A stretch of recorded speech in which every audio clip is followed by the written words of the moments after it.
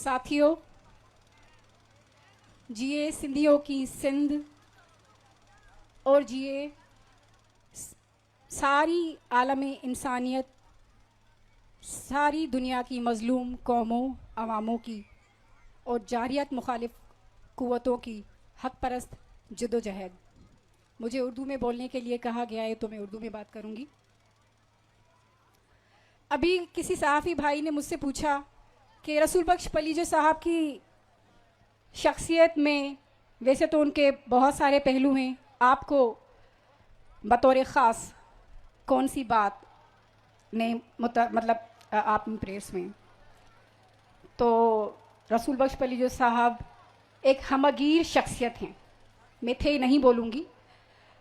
रसूल बख्श पलीजो साहब की हमगीर शख्सियत पर बोलने के लिए मैं, क्योंकि एक अदना सी सियासी शागिर्द हूँ, अपने आप में वो अहलियत नहीं समझती, लेकिन मुझे बज़ाते ख़ुद जिस चीज़ ने रसूल बख्श पलीजो साहब की शख्सियत में जिस चीज़ ने सबसे ज़्यादा मुतारिफ़ किया वो ये थी कि जिस दौर में औरतों का घर के चौखट पे खड़ा रहना मुश्किल हो, तालीम हासिल करने का ख्वाब फ़कत एक ख्वाब हो,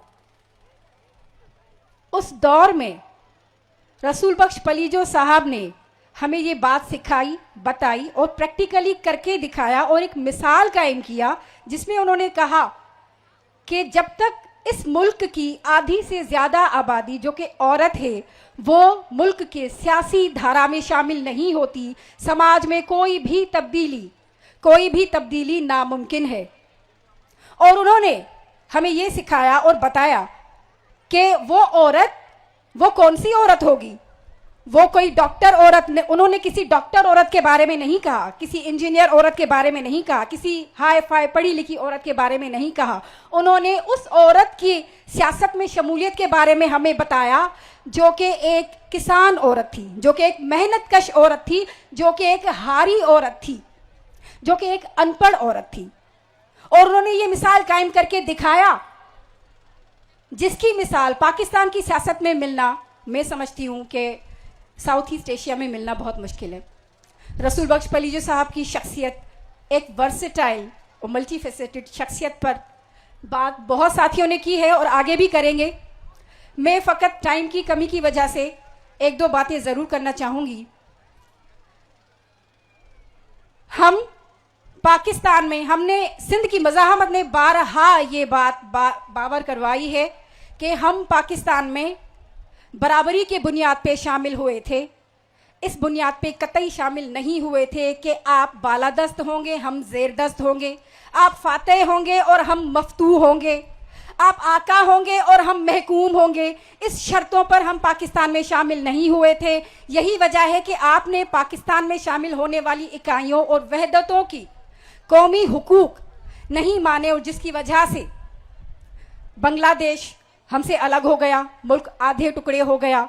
और उसके बाद बल्कि पाकिस्तान के शुरू होने से, पाकिस्तान बनने से ही सिंध के साथ जो हमारे साथ ज्यादतियाँ और जुल्म और बर्बरियत और वेशानियत आप लोगों ने रवा रखी है, मैं पाकिस्तान की स्याह सफ़ेद कुव्वतों को, लॉन्ग बूट वाली कुव्वतों को ये बावर कराना चाहती हूँ कि सिंध की मज़ाहमत ने आपको बारहा ये बताया है, जतलाया है और अपनी मज़ाहमत के ज़रिए बताया है कि मेहरबानी करके आप सुधर जाइए, आप सुधर जाइए। क्योंकि आप देखें अमेरिका जो कि आपका आका है वो कमज़ोर हो रहा है, उसकी कमज़ोरी का सबूत वेनेज़ुएला में उसकी कार्रवाई है। और जिस तरह से पेट्रो डॉलर सारी दुनिया में उसकी जिस तरह से डी डॉलराइजेशन हो रही है, आप ये जान लीजिए कि आप भी ज़वाल पजीर हैं। इस बात को मानिए आप कि आप भी ज़वाल पजीर है। हर उरूज को ज़वाल है, बल्कि मैं कहूँगी हर ज़वाल को भी उरूज है। तारीख हमें ये सिखाती है।